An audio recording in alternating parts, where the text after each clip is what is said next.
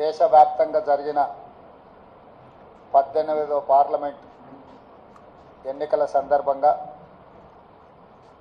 జాతీయ స్థాయిలో అదేవిధంగా తెలంగాణ రాష్ట్రంలో జరిగిన ఎన్నికలు వచ్చిన ఫలితాలు వాటి మీద ప్రజలు ఇచ్చిన తీర్పుకు సంబంధించి మీడియా మిత్రులతో చర్చించి కాంగ్రెస్ పార్టీ భవిష్యత్ ప్రణాళికను సిద్ధం చేసుకోవాలని ఆలోచన చేస్తున్నాం. ఈరోజు అందుబాటులో ఉన్న మా మంత్రివర్గ సహచరులు, శాసనసభ్యులు, నూతనంగా ఎన్నికైన పార్లమెంటు సభ్యులతో వచ్చిన ఫలితాలలో కాంగ్రెస్ పార్టీకి సంతోషకరమైన ఫలితాలు వచ్చినాయి. వాళ్ళందరితో కలిసి ఈ సంతోషాన్ని పంచుకోవడం జరిగింది. దేశవ్యాప్తంగా జరిగిన ఎన్నికల విషయంలో నాడు రాహుల్ గాంధీ గారు కన్యాకుమారి నుంచి కశ్మీర్ వరకు 150 రోజులు 4000 కిలోమీటర్లు సుదీర్ఘమైన పాదయాత్ర, ఆ తర్వాత మణిపూర్ నుంచి ముంబై వరకు వారి పర్యటనలు దేశవ్యాప్తంగా ప్రజాస్వామిక వాదులందరినీ ఏకం చేసి ముఖ్యంగా దళితులు, గిరిజనులు, మైనారిటీలు, మహిళలు, విద్యార్థులు, నిరుద్యోగ యువకులు, ప్రజాస్వామిక వాదులందరినీ కూడా సమన్వయం చేసి నరేంద్ర మోడీ భారతీయ జనతా పార్టీ నేతృత్వంలో నడుస్తున్న ఎన్డీఏ ప్రభుత్వం ప్రజా వ్యతిరేక నిర్ణయాలను, పరిపాలన వైఫల్యాలను దేశస్థాయిలో ప్రచారం కల్పించి ఎన్డీఏ కూటమికి ప్రత్యామ్నాయంగా ఇండియా కూటమిని ఏర్పాటు చేసి వీలైనంత మేరకు సహకరించిన వాళ్ళందరినీ సహకారం తీసుకొని సమన్వయం చేసుకొని ఏఐసిసి అధ్యక్షుడు మల్లికార్జున్ ఖర్గే గారు, శ్రీమతి సోనియా గాంధీ గారు, రాహుల్ గాంధీ గారి యొక్క పాదయాత్ర సృష్టించిన ప్రభావాన్ని ప్రజలకు చేరవేయడం ద్వారా ఎన్నికలను నిర్వహించడం జరిగింది. ఈ ఎన్నికలలో మొదటగా తెలంగాణ రాష్ట్రంలో జరిగిన ఎన్నికలను మనం చర్చించుకొని ఆ తర్వాత జాతీయ స్థాయి ఎన్నికల మీద మనం విశ్లేషణ చేసుకుందాం. 2023 డిసెంబర్ 3 నాడు వచ్చిన ఫలితాలలో 64 శాసనసభ నియోజకవర్గాలలో కాంగ్రెస్ పార్టీని గెలిపించి ఒక్క శాసనసభలో సిపిఐని మా ఎన్నికల పొత్తులో భాగంగా కొత్తగూడెంలో గెలిపేయడం జరిగింది. తెలంగాణ రాష్ట్రంలో 65 శాసనసభ నియోజకవర్గాలలో 39.5% ఓట్లను వేయడం ద్వారా కాంగ్రెస్ ప్రభుత్వాన్ని, ప్రజాపాలనకు తెలంగాణ ప్రజలు ఆమోదం ఇచ్చారు. ఆ తర్వాత 100 రోజులలో 5 గ్యారెంటీలను అమలు చేసి భవిష్యత్ కార్యాచరణను ప్రజలకు వివరించి ఈ పార్లమెంట్ ఎన్నికల బరిలో మేము దిగడం జరిగింది. ఆనాడు ఎన్నికల బరిలో దిగినప్పుడే విస్పష్టంగా పత్రికా సమావేశాన్ని ఏర్పాటు చేసి బహిరంగ సభలలో కూడా ప్రజలకు మేము చెప్పడం జరిగింది.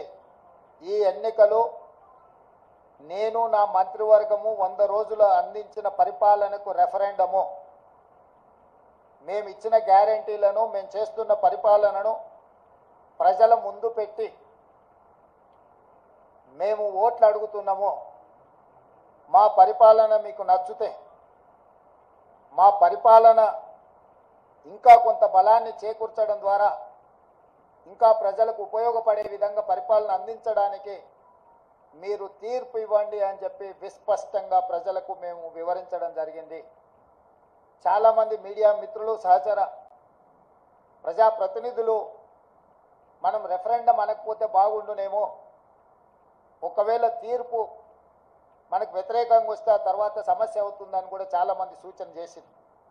కానీ ప్రజల పట్ల ఉన్న విశ్వాసము, కాంగ్రెస్ పార్టీ కార్యకర్తల నాయకుల పట్ల ఉన్న నమ్మకంతో ఆనాడు పిసిసి అధ్యక్షుడిగా తెలంగాణ రాష్ట్ర ముఖ్యమంత్రిగా ఇది మా పరిపాలనకు రెఫరెండమే అని చెప్పి స్పష్టంగా నేను చెప్పడం జరిగింది. మధ్య మధ్యలో మీడియా మిత్రులు గుర్తు చేసినప్పుడు కూడా ఈ విషయంలో మాకు రెండో ఆలోచన లేదు, రెఫరెండమే అని మేము చెప్పడం జరిగింది. తెలంగాణ రాష్ట్ర ప్రజా పరిపాలన రెఫరెండంగా మేము ఎన్నికలకు వెళ్తే ఈరోజు తెలంగాణ రాష్ట్రంలో వచ్చిన ఫలితాలు, ప్రజలు ఇచ్చిన ఓట్ల శాతం, పార్లమెంట్లతో పాటు అసెంబ్లీలో మాకు వచ్చిన మెజారిటీని మీడియా మిత్రులు ఎలాగూ విశ్లేషిస్తారో మా వైపు నుంచి కూడా మేము ఈరోజు వివరించదలుచుకున్నాము. జరిగిన పార్లమెంట్ ఎన్నికల్లో 17 పార్లమెంట్లకు సంబంధించి ఒక సీటు ఎంఐఎంకి ఇస్తే 16లో 8 పార్లమెంటు నియోజకవర్గాలను కాంగ్రెస్ పార్టీని గెలిపించడం జరిగింది. మరొక 8 భారతీయ జనతా పార్టీ గెలవడం జరిగింది. మా 8 పార్లమెంటు నియోజకవర్గాల ఫలితాలు దాదాపుగా 41% ఓట్లు కాంగ్రెస్ పార్టీకి రావడం జరిగింది. 2023 డిసెంబర్ 3 నాడు వచ్చిన ఫలితాలలో కాంగ్రెస్ పార్టీకి వచ్చిన ఓట్ల శాతము 39.5%. ఈ పార్లమెంట్ ఎన్నికల్లో 100 రోజుల పరిపాలన తర్వాత దాదాపుగా 41% ఓట్లు కాంగ్రెస్ పార్టీకి రావడం జరిగింది. ఓట్ల శాతంలో ప్రజలు రెఫరెండం ద్వారా మా పరిపాలన బాగుందనడమే కాదు, మమ్మల్ని మెచ్చుకొని అసెంబ్లీ ఎన్నికల్లో ఇచ్చిన ఓట్ల శాతానికంటే అధిక ఓట్ల శాతాన్ని ప్రజలు మాకు ఇవ్వడం ద్వారా, ఆశీర్వదించడం ద్వారా మా పరిపాలన పట్ల ప్రజలు సంతృప్తి వ్యక్తం చేసిండ్రు అని చెప్పి నేను భావిస్తున్నాను. అదేవిధంగా 2019 పార్లమెంట్ ఎన్నికల్లో 3 పార్లమెంట్ గెలిస్తే ఈ ఎన్నికల్లో మమ్మల్ని 8 పార్లమెంటు సీట్లు గెలిపించడం ద్వారా 8 సీట్లు అధికంగా ఇచ్చి పార్లమెంటులో కూడా మాకు అత్యధికంగా సీట్లు ఇవ్వడం ద్వారా ఓట్లు, సీట్లు కూడా మమ్మల్ని పెంచడం ద్వారా ప్రజలు ఆశీర్వదించారు.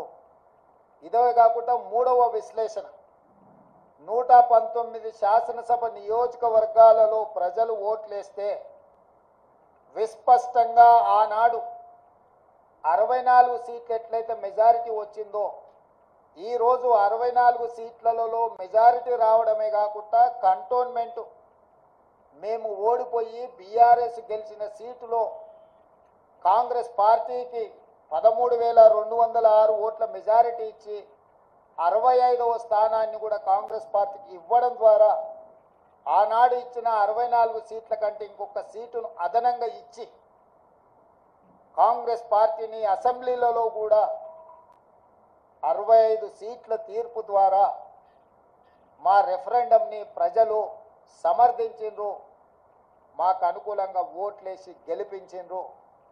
కాంగ్రెస్ పార్టీ అధ్యక్షుడిగా, ముఖ్యమంత్రిగా కాంగ్రెస్ పార్టీ ప్రజాప్రతినిధులకు, మంత్రివర్గ సహచరులకు, శాసనసభ్యులకు, రాష్ట్ర స్థాయి నాయకులకు, జిల్లా స్థాయి నాయకులకు, మండల స్థాయి నాయకులకు, మరీ ముఖ్యంగా గ్రామ స్థాయి కార్యకర్తలకు మనస్ఫూర్తిగా కృతజ్ఞతలు, ధన్యవాదాలు తెలియజేస్తున్నా. ఈరోజు వారి శ్రమ వల్ల, వారి కష్టం వల్ల, వారి ప్రయత్నం వల్ల ఓట్ల శాతంలో కావచ్చు, పార్లమెంటు సీట్ల విషయంలో కావచ్చు, శాసనసభ నియోజకవర్గాల వారిగా కాంగ్రెస్ పార్టీకి అత్యధిక మెజారిటీని తీసుకొచ్చి మా కాంగ్రెస్ పార్టీ కార్యకర్తలు ఈరోజు మా గౌరవాన్ని, రాహుల్ గాంధీ గారి నాయకత్వాన్ని నిలబెట్టినందుకు కాంగ్రెస్ పార్టీ తరఫున వారికి నేను సంపూర్ణంగా కృతజ్ఞతలు తెలియజేస్తున్నా. ఇక రెండవది, 8 పార్లమెంట్ సీట్లు గెలిచిన భారతీయ జనతా పార్టీ 2019లో 4 పార్లమెంట్లు గెలిస్తే ఈరోజు 8 పార్లమెంట్లు సీట్లు గెలవడం జరిగింది. వాళ్ళు కూడా వాళ్ళ సీట్లను పెంచుకున్నారు. ఆనాడు 20% ఉన్న ఓట్లను వాళ్ళు ఈరోజు 35%కి పెంచుకోవడం జరిగింది. అంటే రాష్ట్రంలో భారతీయ జనతా పార్టీ కూడా ఓట్లు, సీట్లు పెరగడం జరిగింది. అయితే ఇందులో వాళ్ళ ఓట్లు, సీట్లు పెరగడానికి వాళ్ళ నాయకత్వాన్ని సమర్థించేదానికంటే బీజేపీని గెలిపించడానికి బీఆర్ఎస్ నాయకులు ఆత్మ బలిదానం చేసుకొని అవయవాలను త్యాగం చేసి అవయవ దానం చేసి ఈరోజు బీజేపీని గెలిపించడం జరిగింది. బీజేపీ గెలిచిన 8 పార్లమెంటు నియోజకవర్గాలలో బీఆర్ఎస్ 7 సీట్లల్లో డిపాజిట్లు కోల్పోయింది. ఆదిలాబాద్ కావచ్చు, నిజామాబాద్ కావచ్చు, కరీంనగర్ కావచ్చు, మల్కాజ్గిరి కావచ్చు, సికింద్రాబాద్ కావచ్చు, చేవెళ్ళ కావచ్చు, మహబూబ్ నగర్ కావచ్చు, ఈ 7 పార్లమెంటు నియోజకవర్గాలలో బీఆర్ఎస్ డిపాజిట్లు కోల్పోయి బీజేపీని గెలిపించడం ద్వారా బీఆర్ఎస్ నాయకులు ఆత్మ బలిదానం చేసుకొని అవయవ దానం చేసిండ్రు బీజేపీకి. ఈ విషయం నేను ఈరోజు చెప్పడం లేదు. ఎన్నికల ప్రక్రియ మొదలైనప్పుడే స్పష్టంగా పార్లమెంటు నియోజకవర్గాల వారీగా బలహీనమైన అభ్యర్థులను పెట్టి బీఆర్ఎస్ శ్రేణులను బీజేపీకి పని చేపిస్తున్నాడు చంద్రశేఖరరావు అని చెప్పి నేను స్పష్టంగా నిర్దిష్టమైన ఆరోపణ చేసిన. నేను నిర్దిష్టమైన అంశాలను ప్రస్తావించినప్పుడు బీఆర్ఎస్ నాయకులు వితండవాదం చేసిండ్రు, నా మీద వాళ్ళు మాటల దాడి చేసిండ్రు. ఇవాళ ఇంకొక విషయం, అత్యంత కీలకమైన అంశం నేను ఇప్పుడు ప్రస్తావించదలుచుకున్నా. 2001లో తెలుగుదేశం పార్టీకి రాజీనామా చేసి చంద్రశేఖరరావు గారు సిద్దిపేటలో శాసనసభ్యుడిగా పోటీ చేసినప్పటి నుంచి 2023 డిసెంబర్ వరకు సిద్దిపేట శాసనసభ నియోజకవర్గంలో ఏ రోజు కూడా 25-30 వేల మెజారిటీ నుంచి 1,25,000 మెజారిటీ వరకు ప్రతి సందర్భంలో అది చంద్రశేఖరరావు గారు కావచ్చు, లేకపోతే హరీష్ రావు గారు కావచ్చు, లేకపోతే స్థానిక సంస్థలు కావచ్చు, లేకపోతే పార్లమెంట్ ఎన్నికల్లో కావచ్చు, అత్యధిక మెజారిటీ సిద్దిపేట అసెంబ్లీ నియోజకవర్గంలో బీఆర్ఎస్ పార్టీకి వచ్చింది. కానీ ఈ పార్లమెంట్ ఎన్నికల్లో హరీష్ రావు గారు సిద్దిపేటలో పూర్తి తన ఓట్లను బీజేపీకి బదిలీ చేసిండు. ఇవాళ బీజేపీ రఘునందన్ రావు గారికి 63,000 పైచిలకు ఓట్లు వస్తే బీఆర్ఎస్కు 65,000 ఓట్లు మాత్రమే వచ్చినాయి. ఈరోజు బీఆర్ఎస్ మెజారిటీ సిద్దిపేటలో 2,500 ఓట్లు మాత్రమే. అంటే ఇప్పటి వరకు సిద్దిపేట నియోజకవర్గం మీద పూర్తి ఆధిపత్యాన్ని పట్టును ప్రదర్శించిన బీఆర్ఎస్, కేసీఆర్, హరీష్ ఇద్దరు బీఆర్ఎస్ ఓట్ల మొత్తాన్ని బీజేపీకి రఘునందన్ రావుకు బదిలీ చేయడం ద్వారా ఈరోజు మెదక్లో కాంగ్రెస్ పార్టీని ఒక బలహీన వర్గాల అభ్యర్థిని ఓడించడం జరిగింది. మాకు కేవలం సిద్దిపేటలో వచ్చిన మైనస్ వల్లనే ఈరోజు దాదాపుగా మేము మెదక్ పార్లమెంట్ సీటును ఓడిపోవడం జరిగింది. అంటే బీఆర్ఎస్ను నమ్మి నిలబడ్డ వెంకట్రామరెడ్డిని నమ్మించి మోసం చేయడమే కాకుండా కాంగ్రెస్ పార్టీని ఓడించాలా, కాంగ్రెస్ పార్టీ అంటేనే ఏవగింపు లేకపోతే కోపము ప్రదర్శించి ఆత్మ బలిదానం చేసుకొని అవయవ మార్పిడికి పాల్పడి ఈరోజు బీజేపీని గెలిపించారు. 7 పార్లమెంట్లలో ఆనాడు 37.5% ఓట్లు తెచ్చుకున్న బీఆర్ఎస్ ఈరోజు 16.5% ఓట్లకు పడిపోయింది రాష్ట్ర వ్యాప్తంగా.